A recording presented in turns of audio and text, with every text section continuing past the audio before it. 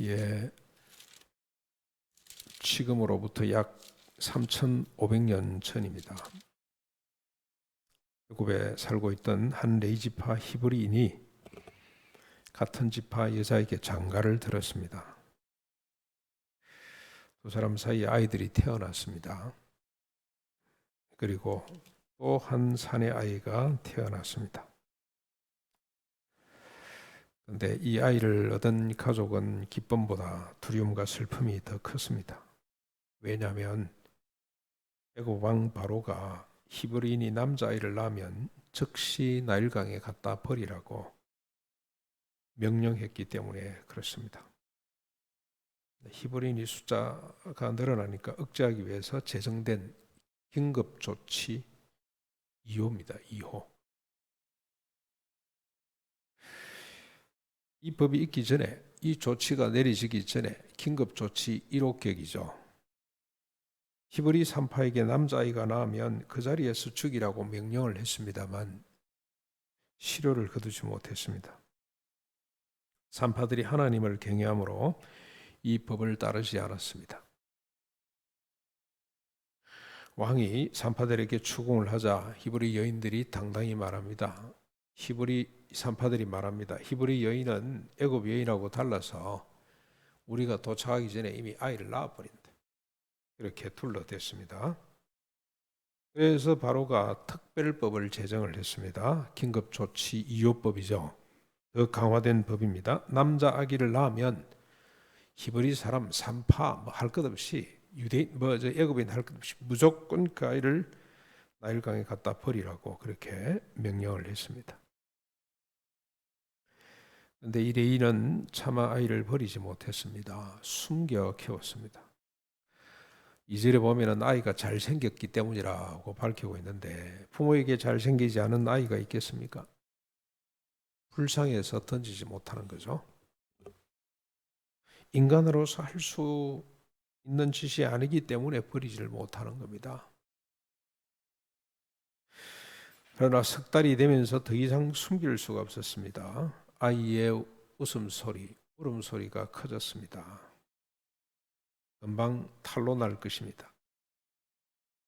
나의 남자 아기를 숨겨 놓았다는 소문이 나면 온 집안에 어떤 일이 닥칠지 모를 일입니다. 온 가족은 눈물로 시간을 보내다가 이 아이를 갈대 상자에 담아 나일강에 띄우기로 했습니다. 이를 위하는 방법이 없는 거죠. 그래서 갈대 상자를 구해서 역청과 나무 진을 바르고 또 발라서 겁니다. 죽은 나이가 아니라 살아있는 나이를 담아야 되니 얼마나 마음이 무너졌겠습니까? 드디어 아이를 나일강에 띄워야 할 날이 왔습니다. 그냥 담을 수가 없어서 아이가 자도록 기다렸겠죠. 잠든 아이를 상자에 담았습니다. 물살이 빠른 곳에 도무지 띄울 수가 없어서 물살이 없는 갈대 사이에 띄웠습니다. 부모가 와서 이렇게 부모는 못 왔을 것 같습니다. 우리 이집트의 왕자 영화에 보면 엄마가 데리고 와서 띄웁니다만 아론하고 미리암을 데리고 와서 세 사람이 띄우는 장면이 나오는데요. 급류로 막 휘말려 가지고 막 그냥 요동을 치는데 그렇게 할 수가 없었을 거라는 생각이 듭니다. 엄마가 아니라 아빠가 만든 남자가 만든 작품이 아닌가 그런 생각이 저는 들었습니다. 좀 현실하고 좀 거리가 멀겠다는 생각이 드는데 어떻게 깊은 강물에 던질 수 있겠어요? 얕은 갈대밭 사이에 그냥 놓고 엄마 아빠가 아니고 다른 사람들이 와서 내가 대신 띄워줄게. 그러고 아마 옆집 사람이 가져왔을 것 같습니다. 그런데 누나가 따라와서 그걸 지켜봅니다. 아무것도 모른 채 싸늘한 어둠에 갇혀 울고 있는 석 달짜리 동생을 생각하니 발이 떨어졌겠습니까? 멀리 서서 눈물로 지켜봤습니다. 근데 여러분 여기서 우리가 잠시 멈춰야 됩니다. 여기서 더 나가면 안 되겠다는 생각이 듭니다. 먼 옛날 남의 이야기라고 그냥 넘어가면 안 되죠. 인간이라면 그렇게 할 수가 없는 법입니다. 다 큰딸을 시집 보내고도 가슴이 시리죠. 저는 뭐 정신없이 그냥 치렀습니다만 어제 있던 교회 장로님은 딸 셋을 시집 보내는데 하나가 아니고 셋 다 통곡을 하더라고. 이분이 데리고 들어가면서. 얼마나 민망한지. 그러나 아무도 거기다 대놓고 손가락질하는 사람 없습니다. 다 큰딸을 그것도 멀리도 아니고 옆집에 시집 보내면서 웁니다. 아빠보다 키도 마음도 우짜란 아들을 군대 보내면서 그것도 뭐 19개월, 요즘 뭐 19개월입니까? 봉급도 뭐 한 40만 원, 50만 원씩 주는 군대를 보내면서도 울고불고 야단인데, 밥맛을 잃고 야단인데, 우리는 이 이야기 앞에 머물러 서서 가슴을 치고 울어야 됩니다. 그냥 넘어가면 안 됩니다. 여기 머물러 서야 됩니다. 가슴을 치며 우는 만큼 인생을 알고 주님을 알게 될 겁니다. 십자가를 알고 부활을 알게 됩니다. 언약이 무엇인지를 알고 구원이 무엇인지를 알게 됩니다. 율법이 무엇인지를 알고 왜 이런 율법을 주셨는지 그리고 복음이 무엇인지를 알게 될 겁니다. 가슴을 치며 울어야만이 인간이 왜 이런지를 묻게 됩니다. 왜 죽이는 자가 있고 죽임을 당하는 자가 있는지를 들여다보게 됩니다. 우리야 볼 수가 있습니다. 그리고 이를 극복하는 길을 묻게 됩니다. 어떻게 하면 좋냐, 어찌할꼬 하고 탄식할 수가 있습니다. 그리고 그 답을 십자가 부활에서 찾을 수가 있게 됩니다. 하나님의 언약과 구원이 율법과 복음이 뭘 말하는지 무엇인지를 비로소 깨달을 수가 있습니다. 우려야 됩니다. 우려야 돼요. 이 앞에 우리가 머물러 서서 울지 못한다면 우리 정서를 생각해 봐야 됩니다.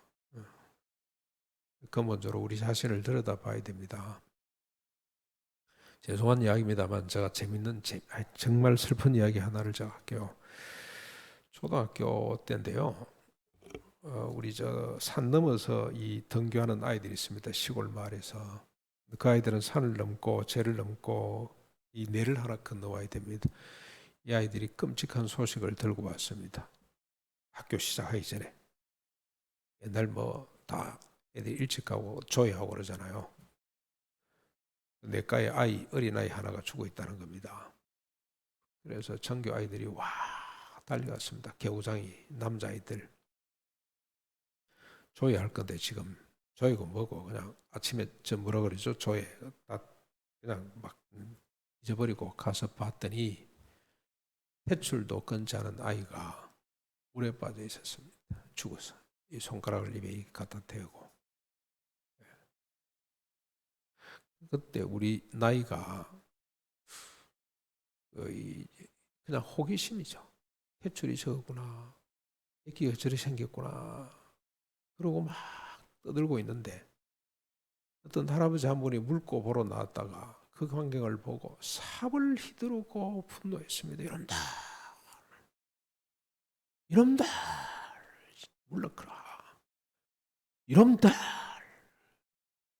그분의 슬픔과 분노 그걸 봐서요. 할아버지지 할아버지. 그래서 그 시신을 수습하는 걸 멀리서 지켜봤습니다. 옛날에는 그런 일이 있었던지 경찰에 신고를 해도 와서 조사를 안 했나 봅니다. 어떻게 된지 모르겠습니다만 그 할아버지가 대충 이렇게 수습하는 걸 보고 학교로 돌아오기는 했습니다만 그때는 어리기 때문에 그게 얼마나 슬픈 이야기인지 얼마나 그 속에 아픔이 있는지 도무지 상상을 못한 거죠. 그냥 호기심으로 본 거죠. 그러나 그 할아버지는 알았겠죠. 이 아이를 용납하지 못하는 가정과 세상을 원망하고 탓했겠죠. 10달 동안 이 아이를 갖고 얼마나 고통스러웠을 그 여인을 생각했겠죠. 사람은 우리가 얼마나 참 한심했겠습니까? 그 할아버지 입장에서.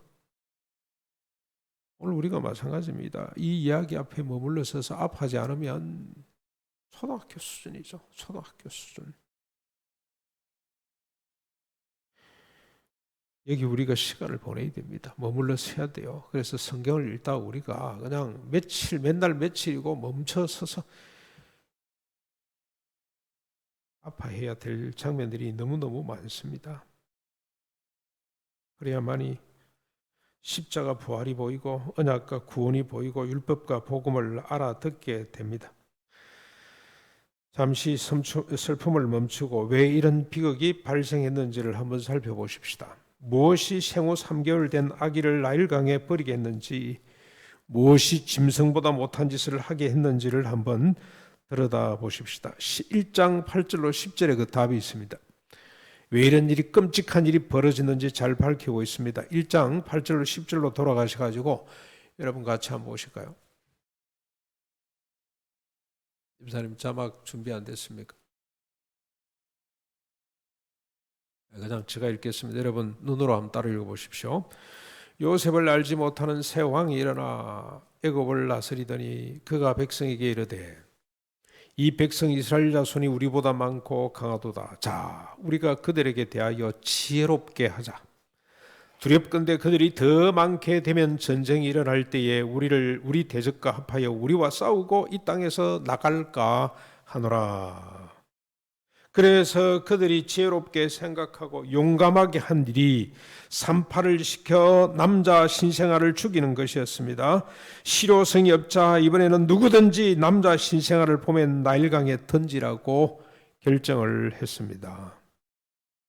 결국 애굽의 정점에 서 있는 바로의 두려움과 욕심 때문이죠. 바로는 이스라엘이 강해져서 자기를 치고 도망갈까 봐 두려웠습니다. 60만 장정이 나가고 나면 더 이상 산의 진미를 먹을 수 없었기 때문에 더 이상 국고성을 쌓을 수 없다고 생각을 한 것 같습니다. 경제가 무너지고 정권이 무너질 것이 뻔했습니다. 그래서 바로는 짐승보다 못한 짓을 했습니다. 더 많은 부와 권력을 축적하고 누리기 위해서 이 짓을 했습니다. 축적된 부와 권력으로 영원 불멸하고 싶어서 힘없는 자들을 억압하고 착취했고 갓난 아기를 나일강에 던졌습니다.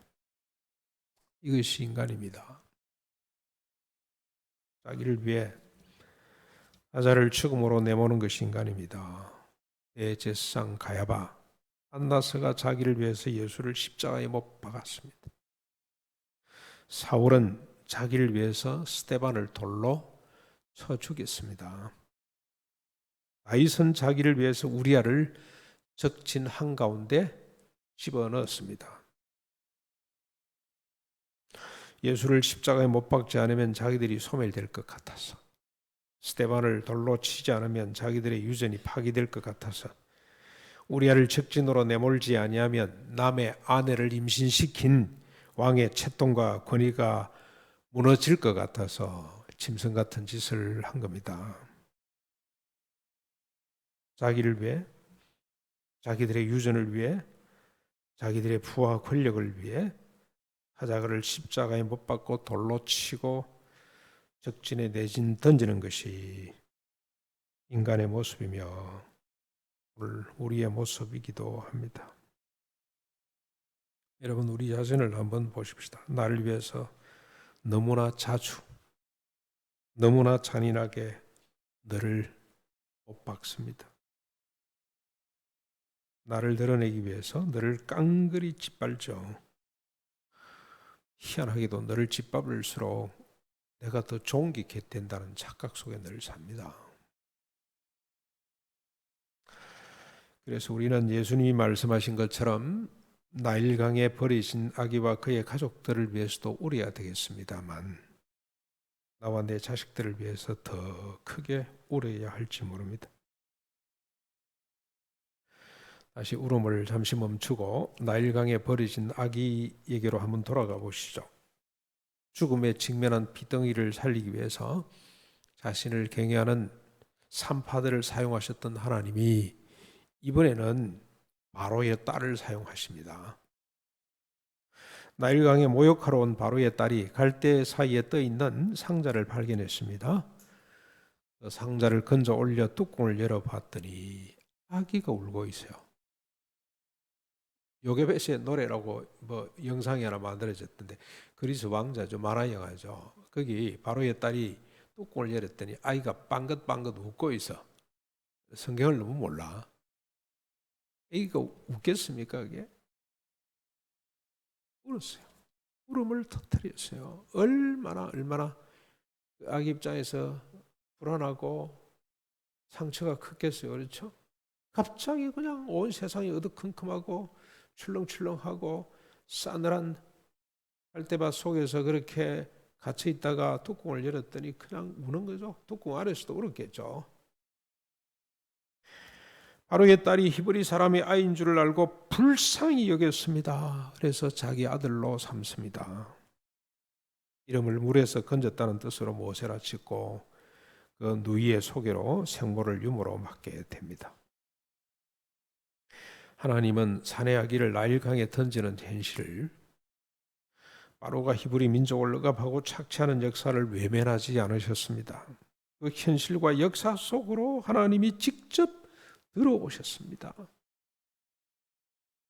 왜냐하면 하나님은 이 아기의 조상들과 언약을 맺었기 때문입니다. 아브라함과 이삭과 야곱에게 후손이 큰 민족을 이룰 것이고, 가나안 땅 젖과 꿀이 흐르는 가나안 땅을 기업으로 줄 것이고, 열국을 복되게 할 것이다. 이 민족 이 후손으로 말미암아 열국이 복을 받겠다고 주님이 그렇게 언약을 맺었기 때문에, 이 언약을 이루기 위해서는 모세를 비롯한 히브리인의 아기들이 칼에 살해당하고 물에 빠져 죽도록 내버려 두면 안 됩니다. 살리고 건져서 주님 소원하신 대로, 언약 맺으신 대로 열국을 복되게 하는 주님의 언약을 성취해야만 했습니다. 그래서 하나님은 이스라엘 백성들을 뭐라고 부릅니까? 내 백성이라고 불렀습니다. 내 백성이라고 하시고 그들의 고통과 학대를 보셨습니다. 여러분 3장 7절부터 11절에 이게 기록되어 있죠. 네. 그들의 부르짖는 소리를 들으셨습니다. 그들의 근심을 아셨습니다. 그래서 내려오셔서 그들을 애굽 손에서 건져내셨습니다. 그들을 젖과 꿀이 흐르는 언약의 땅, 열국을 복되게 하는 땅으로 인도해 가시기로 했습니다. 그리고 인도해 가십니다. 열국을 복되게 하기 위해서. 여러분, 열국을 복되게 하는 것이 뭘까요? 하나님이 수단이죠. 큰 민족이 되고 가나안 땅을 기업으로 주셔가지고 끝나는 것이 아니고, 그걸로 끝내지를 않습니다. 하나님은 그건 수단이고 목적이 뭡니까? 열국이 복을 받도록 하는 것입니다. 열국이 복 받는 건 뭘까요? 어떻게 하는 것이 복을 받을까요? 이 바로 나라를 거꾸로 뒤집어 놓으면 됩니다. 먼저 자기를 위해 갓난 아기를 나일강에 던지는 바로가 일단 정리되는 겁니다. 죽는 겁니다. 그리고 나일강에 던져졌던 갓난 아이를 살려내기 위해서 자기를 내놓는 바로로 다시 태어나는 것이, 이게 복 받는 비결입니다. 자기 자신만 복을 받는 것이 아니고 열국이 복을 받는 비밀입니다. 그런데 여러분, 이것이 현실적으로 가능하냐 하는 질문이 생기죠. 그렇게 우리가 반문할 수밖에 없죠. 그런데 멀리 갈 것도 없습니다. 역사를 보면, 가까운 역사, 요셉 때를 생각해 보면 상상 가죠. 얼마든지 가능성이 있다는 생각을 갖게 됩니다. 요셉이 살았을 때 바로와 그의 나라가 예가 될 수가 있습니다. 요셉을 총리로 삼았던 바로는 이방인인 야곱과 그의 자녀, 그의 그 가족들 70명에게 자기 땅을 내어 주었습니다. 그들을 미워하고 억압하고 착취한 것이 아니고요, 자기 땅을 비우고 내어 주었어요. 고센 땅이죠. 그런 일이 있어요. 그런데 여러분, 열국을 복되게 하는 이 언약은 어떻게 성취됩니까? 그건 하나의 그림자에 지나지 않습니다. 실제 성취는 예수 그리스도의 십자가 부활로 현실이 됩니다. 일상으로 변하게 됩니다. 나를 위해 너를 부정하는 것이 아니고 너를 위해 나를 내주는 새로운 삶의 길, 생명의 길이 십자가 부활로 말미암아 열리게 됩니다. 예수님이 마지막 십자가에서 운명하는 순간에 지성소를 가로막고 있던 휘장이 통째로 찢어지죠. 우리가 좋아하죠. 그래서 우리가 하나님께로 나아가는 길이 열리게 됩니다. 영생, 생명의 길. 근데 그 생명의 길이 뭐냐면 신의 성품에 참여하는 길이 되는 거죠. 너를 위해서 나를 비우고 내주는 이 생명의 길, 이 능력의 길, 이 구원의 길이 열리게 되는 겁니다. 그게 원래 신의 성품이잖아요. 부유한 자로서 가난하게 되므로 자신의 그 가난함으로 말미암아 많은 사람을 부하게 하는 이 생명의 길이 우리의 길이 되는 겁니다. 사망은 내 안에서, 생명은 네 안에서 라고 말하는 새로운 존재가 창조되었습니다. 큰 힘으로 작은 힘을 짓밟는 세상이 아니라 큰 힘으로 작은 힘을 떠받드는 새로운 세상이 펼쳐지게 되었습니다. 십자가 부활로 일이 벌어지게 됐습니다.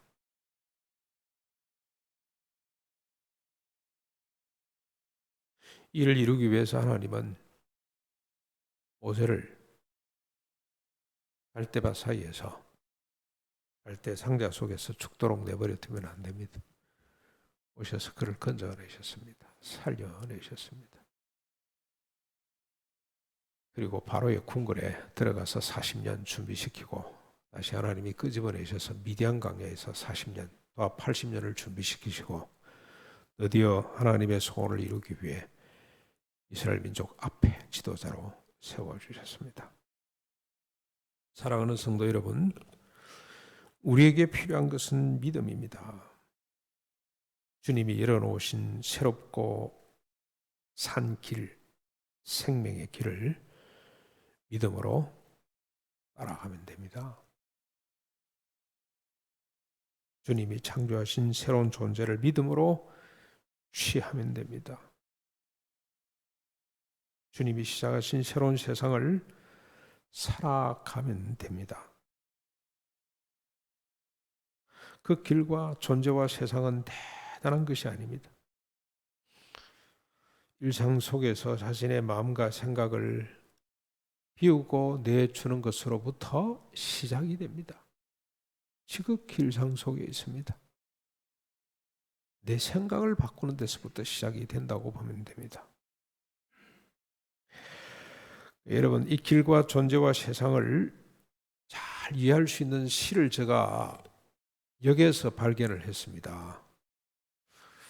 이 당산역 9호선 8번 출구 앞에 있는 윈도에 보면 우리 당산 저쪽 인천 쪽 말고 이 시내 쪽으로 들어가는 그 입구 쪽에 그 보면 저 기다리는 데 보면 이 윈도에 이 시가 써 있는데 제가 이 시를 한번 읽어볼게요. 한번 봐보십시오. 없습니까? 이 시는 한번 봐야 되는데 그럼 제가 아주 한번 낭송을 해보겠습니다. 당산역이 정말 좋은 데예요. 여러분 저 다른 데 가시지 말고 여름에 시원한데 아이스크림 하나 사서 여기 가셔가지고 드시면서 시를 한번 꼭 읽어보시길 바랍니다. 예, 꼭 그 역에 내려가지고 열차 타실 때 타고 내릴 테고 시를 한번 읽어봤으면 좋겠는데요. 빈 곳을 찾다는 시입니다. 빈 곳을 찾다. 2018년 시민 공모작입니다. 김정희 씨라고 하는 분이 쓴 시입니다. 나이가 얼마나 됐는지 이름을 보니 여성인 것 같고 어떤 사람인지 잘 모르겠습니다만 여러분 저 만약 이분이 싱글이라면 우리 두레교회 청년들은 볼 것 없이 이분에게 프로포즈를 하는 것이 좋지 않을까 하는 생각이 듭니다. 다 예수 믿는다면 제가 한번 시를 읽어볼게요. 오늘 사람 하나 들어올 빈 곳을 찾는다. 방문을 활짝 연다. 그 사람 말투를 위해 내 말투를 좁히고 웃음을 위해 웃음으로 마중 나간다. 마음 한쪽 비켜주어 그 마음 편히 들어올 수 있게 조금씩만 넓혀도 사람 하나 들어올 수 있는 마음 가득해지는 방. 빈 곳은 비어 있는 곳이 아니라 기다리는 곳이다. 사람 하나 들어올 때를 위해 숨겨놓고 있는 곳이다. 그 사람 말투를 위해 내 말투를 좁히고 웃음을 위해 웃음으로 마중 나가는 나. 여러분, 우리 회의할 때 보면 여기 앉아 있잖아요. 해라. 얼마나 썰렁한지 모릅니다. 그래서 아이스 브레이크라는 말이 있죠. 아이스 브레이크. 분위기를 좀 상대방이 웃도록 웃음으로 마중 나가는, 상대방의 말투에 내 말투를 맞추기 위해서 내 말투를 좁히는, 이게 구원입니다. 구원. 이게 하나님의 나라입니다. 하고 화려한 데 있지 않습니다. 이거 잘 돼야 갈대상자를 보고 울 수가 있습니다. 이거 안 되면 아무것도 아닙니다. 이거 아니면 아무것도 아닙니다. 결국 자기를 위해서 남을 하루에도 12번씩 더 짓밟고 결국 죽음으로 내모입니다. 반드시 그렇게 돼 있습니다. 인간이란 어쩔 수가 없습니다. 여러분, 내 속에 그런 모습을 볼 때마다 갈대상자를 생각하시고, 저는 갈대상자를 생각할 때마다 냇가의 싸늘이 신으로 죽음으로 누워있던 그 갓난 아이, 얼마나 당황을 했겠어요. 그 아이가 울기 전에 입을 틀어막았겠죠. 그리고 밤에 몰래 나와서 버렸겠죠. 그 아이를 잊으면 안 되죠. 가슴에 묻고 살아야 돼요. 그런 일이 생기지 않도록 제도를 바꾸는 것도 중요합니다만 예수 그리스도를 전해야 돼요. 혹 실수했더라도 주님이 대신 짊어지신다는 이 복음을 그들에게 전해주면 얼마나 좋았겠어요. 이런 삶은 그 사람 말투를 위해 내 말투를 좁히고 그 사람의 웃음을 위해 웃음으로 마중 나가는 이 마음에서부터 시작이 됩니다. 빈 곳은 더 이상 허전한 곳이 아닙니다. 기다리는 곳이 될 수가 있습니다. 우리는 뭘 자꾸 채우려고 그러잖아요. 내 속에 조그마한 빈 곳도 용납이 안 돼서 뭔가를 채우려고 그러는데 그게 아니라 빈 곳을 자꾸 만드는 거죠. 그 사람을 맞이하기 위해서. 이렇게 살아갈 수 있는 우리 모두가 되었으면 좋겠습니다. 우리 이 말씀을 생각하면서